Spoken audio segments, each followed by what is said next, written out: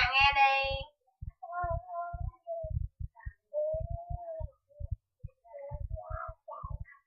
Em bắt con ngoài té, ở lại làm chi, đánh trống thời kèn con bỏ.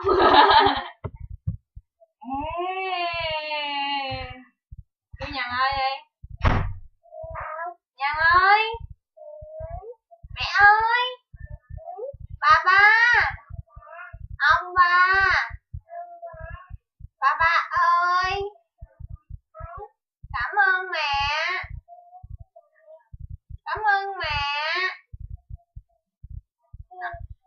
Nói đi, ông ba, mẹ,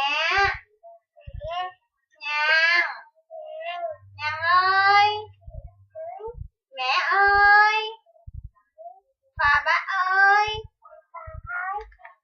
cảm ơn mẹ. Xin lỗi mẹ, xin lỗi mẹ đây. Nhàn ơi, thương mẹ không? Hả? Nhiều không?